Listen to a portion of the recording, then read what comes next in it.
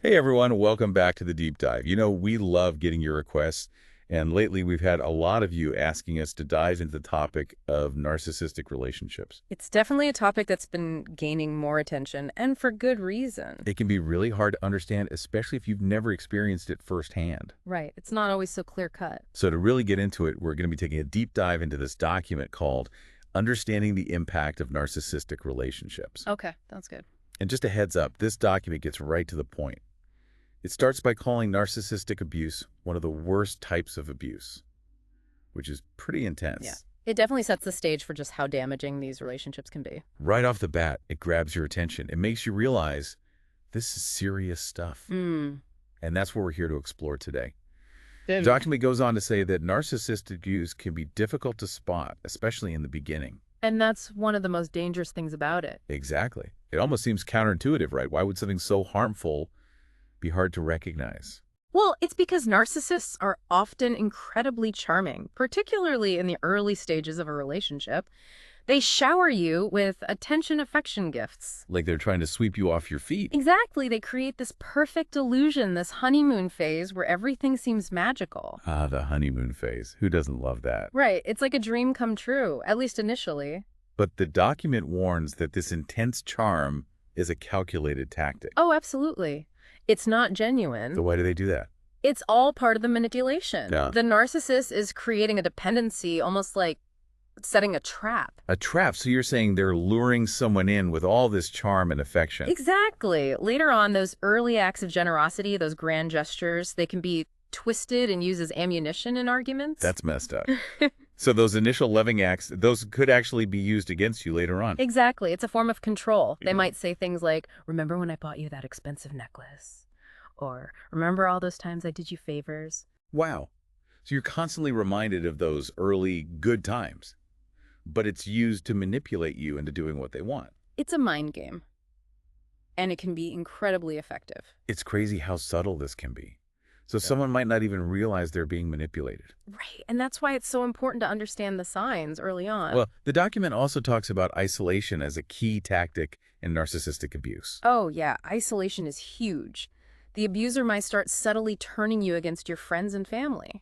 Like planting seeds of doubt. Exactly. Questioning their motives. Maybe suggesting your best friend is jealous of your relationship or that your family doesn't truly understand you. Wow, so they're trying to cut you off from your support system. Exactly. They want you all to themselves. That way you're more reliant on them and it's easier to control you. That's scary how insidious this can be. It's like they're slowly chipping away at your connections. And you might not even realize it's happening until it's too late. So what happens if you do try to reach out for help? Well, the narcissist might try to win you back with a sudden burst of fake kindness. Be kindness, like they suddenly switch gears and act like everything's fine. Exactly. It's a way to further confuse the situation. You might start to question if you were imagining the bad behavior. It's like they're gaslighting you into thinking you're the problem. Exactly. So you're left feeling completely disoriented and unsure of what to believe. And that's exactly what the narcissist wants. You're trapped in this cycle of idealization and devaluation, never knowing what to expect. It's a constant emotional roller coaster. And then the document goes on to say that even when the relationship is clearly toxic, the narcissist refuses to take any responsibility. Of course not. They never do. It's always someone else's fault. Always. So that's where the guilt trips and blame shifting come in. Exactly. They'll twist things around, making you feel like you're the one at fault for their behavior. You might find yourself constantly apologizing even when you know you've done nothing wrong. That's got to be so frustrating. It's like you're constantly being put on the defensive. It is. And it's exhausting. It takes a toll on your self-esteem. You start to doubt your own perceptions, your own sanity. So instead of feeling energized and happy in a relationship, you're just left feeling drained and exhausted. Yeah, and it goes beyond just feeling exhausted. The document describes some serious physical symptoms of anxiety that can arise from this type of abuse. Physical symptoms, like what? Things like loss of appetite, insomnia, even nausea and stomach pain. Wow. So your body's literally reacting to the stress of the situation. Exactly, and it's a sign that something is seriously wrong. But I imagine the narcissist probably wouldn't acknowledge those physical symptoms as being related to their behavior, would they? Not likely. In fact, they might even accuse you of being oversensitive or dramatic, further invalidating your experience. It's like they're twisting the knife even further, making you question your own reality. That's right. It's all part of the gaslighting, which is something we'll be diving deeper into later in this deep dive. This is heavy stuff, but it's important to talk about. These are real experiences that people are going through, and we need to shed light on them. I agree. The more we understand about narcissistic abuse, the better equipped we are to identify it and protect ourselves and others. So let's keep digging into this document and see what else we can learn about the impact of narcissistic relationships. Sounds good. Let's do it. You know, it's wild to think about how all those seemingly small little acts of manipulation, they can really build up over time. Oh, absolutely. And create like a truly toxic environment. Yeah. It's not just like a one-time thing. It's this constant drip, drip, drip of negativity and control. Right, it wears you down. But what really struck me in this document is the lasting impact. Like, it's not just about feeling bad in the moment. It's about the long-term effects on your mental and physical health. Exactly, and that's what a lot of people don't realize. So the document actually makes a direct link between, like, the stress of this abuse and some very real physical consequences. Yeah, like you wouldn't think that emotional abuse could manifest physically. Right. But it can. It really can.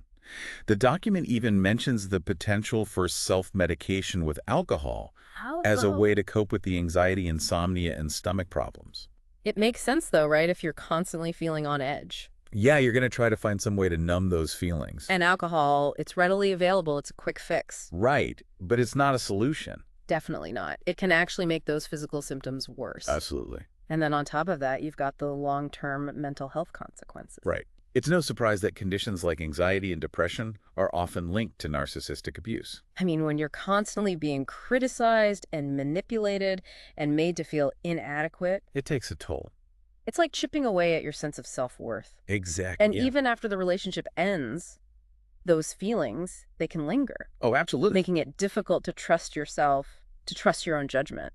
It's like a ripple effect that extends far beyond the immediate relationship.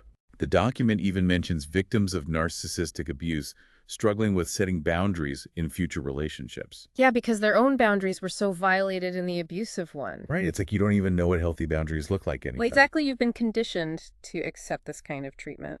That's a really good point. Yeah. And, I was reading about some of the cognitive issues that can come up, like memory problems and difficulty concentrating. Oh, yeah, that's a big one. How does that tie into the abuse? Well, the document explains that trauma can trigger the release of stress hormones. Ah, so there's an actual physiological component. Right. It's not just about feeling scatterbrained. Right. There's actual science behind it. Exactly. Those stress hormones can actually affect brain function over time. It's like your brain is literally being rewired by the abuse. In a way.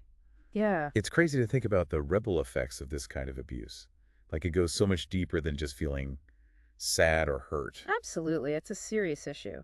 The document also talks about how narcissistic abuse can be really difficult to recognize. It can be very subtle, especially in the beginning. Like how so? Well, sometimes it's disguised as jokes. Jokes. Really? Yeah, or presented as concern. You know, they might say something hurtful, but then brush it off as, just kidding. But those jokes, they still sting. They do. And over time, they can erode your self-esteem just as much as outright insults. Like death by 1,000 cuts. Exactly. So how do you know if you're dealing with narcissistic abuse if it's not always so obvious? Well, one of the biggest red flags is gaslighting. Gaslighting. Yeah, it's where the abuser manipulates you into questioning your own sanity and perceptions. So they're trying to make you doubt yourself. Exactly. They might deny things that, happen, twist your words, or make you feel like you're imagining things. It's like they're trying to rewrite history. In a way, they are. They're creating their own version of reality, and they're trying to force you to accept it. That's got to be incredibly disorienting. It is. It can make you feel like you're losing your grip on reality. The document gives a chilling example of this. Oh, yeah. It describes a scenario where a narcissist might say something incredibly hurtful. Huh? And then when you react, they turn it around and say, oh, you're too sensitive. I didn't mean it like that. Classic blame shifting. It's maddening. They never take responsibility for their actions. Never. It's always someone else's fault. That's exhausting just thinking about it. And, this document, it doesn't shy away from the harsh realities of narcissistic abuse. It ends with this powerful call to action. It says, let's say S.P together to narcissistic abuse. I like that. It's a reminder that we don't have to suffer in silence. There's help out there. There are people who understand and can help. Exactly. So if you're listening and you're resonating with any of this, please know that you're not alone. Your experience is valid, and there's hope for a brighter future. That's a really important message. Hmm. But where do you even begin? Like, what's the first step if you think you might be experiencing narcissistic abuse? Well, the most important thing is to acknowledge what's happening. But that could be hard, especially if you're still in the relationship. It is. It's easy to get caught up in denial. Right, because you might still be holding on to that hope that things will change. Exactly. But recognizing the signs of abuse is crucial for starting the healing process. So how do you break free from that cycle of abuse?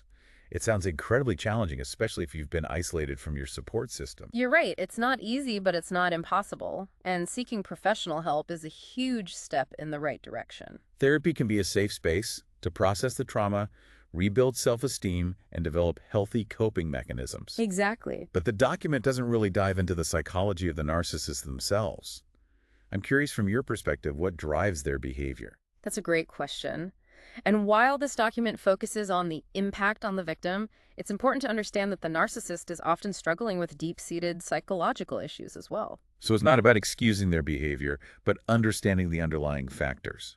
Exactly. At the core of narcissistic personality disorder is a profound sense of insecurity and a lack of self-worth. Really? You wouldn't know it from their outward persona. Right. They often appear confident, even arrogant. It's like a facade. Exactly. They've built up this persona to protect themselves from their own vulnerability. So they crave admiration and validation to compensate for that inner emptiness. Exactly. And that's where the manipulation comes in. So they need to control others to feel a sense of power and importance. Precisely. And they do this through charm guilt trips, gaslighting, the whole arsenal we've been discussing. Wow. So it's all about maintaining that sense of superiority. It is. It's a constant power struggle. Which must be exhausting for everyone involved. It is. You're constantly on edge, walking on eggshells, trying to avoid triggering their anger or disapproval. It's a recipe for emotional burnout. Absolutely. So if someone is in a relationship with a narcissist, what can they do to protect themselves? The most important thing is to start setting boundaries. But how do you set boundaries with someone who is so skilled at manipulating and breaking them down? It takes practice, and it's not always easy, but it's essential for your own well-being. You have to start asserting your needs and standing up for yourself. Exactly, even if it means facing resistance from the narcissist. That takes a lot of courage, especially when you've been made to feel so small and insignificant. It does. And sometimes the healthiest boundary you can set is to walk away from the relationship altogether. That's a really tough decision, but sometimes it's necessary. It is. You deserve to be in relationships where you feel respected, valued, and safe. Wow. It's amazing how much ground we've covered about narcissistic abuse. I know, right? We've gone from recognizing those subtle signs To understanding the long-term impacts. and even starting to grasp the psychology of the narcissists themselves. It's been a lot. It has. But I think it's so important, especially as we wrap up this deep dive. To circle back to that core message of hope and recovery. Exactly. Because knowing there's a path forward, that healing is possible, that's essential for anyone who's experienced this kind of abuse. Absolutely. So where does that healing process even begin? Well, the first and most crucial step is acknowledging what's happened. Recognizing that you've been in an abusive relationship. Which can be so difficult. It can. There's a tendency to minimize the abuse or blame yourself. Especially if you're still in the relationship. Right. It's like you're caught in this web of manipulation and it's hard to see clearly. So how do you break free from that? Once you start to see those patterns of manipulation, once you acknowledge the abuse for what it is. You can start to reclaim your power. Exactly. And that's where seeking professional help comes in, right? Absolutely. Therapy is invaluable in these situations. Yeah. The document really emphasizes the importance of therapy. It makes sense, though, because it provides that safe space to process the trauma, rebuild self-esteem, and develop healthy coping mechanisms. It's like having a guide to help you navigate this complex world of recovery. So are there specific types of therapy that are particularly helpful? Yeah, absolutely. Some common approaches include cognitive behavioral therapy, trauma-focused therapy, and psychodynamic therapy. And I imagine it's important to find a therapist who specializes in trauma and abuse. Oh, for sure. You want someone who understands the dynamics of this type of abuse. Right, someone who you feel comfortable working with. Exactly. So beyond therapy, what are some other steps someone can take on their journey to recovery? Well, rebuilding your support system is huge. Often, narcissistic abuse isolates you from friends and family. So reconnecting with loved ones. Yes, it can provide that much-needed sense of validation and support. It's like rebuilding the foundation of your life. Exactly, brick by brick. And, something that this document doesn't explicitly say but kind of implies What's that? is that educating yourself about narcissistic abuse can be incredibly empowering. Oh, I totally agree. Knowledge is power. The more you understand about the tactics narcissists use, the better equipped you'll be to protect yourself in the future. Right, so you can spot those red flags early on. Exactly. And avoid falling into similar patterns. It's all about breaking the cycle of abuse, not just for yourself, but for future relationships as well. Absolutely. And I think that's a powerful takeaway from this deep dive. It's not just about understanding narcissistic abuse. It's about reclaiming your power, healing, and creating a life filled with healthy, loving relationships. That's beautifully said. And I want to add that recovery is a journey, not a destination. It's going to have its ups and downs. It will. There will be moments of strength and moments of vulnerability. But with the right support, with compassion for yourself, you can heal and thrive.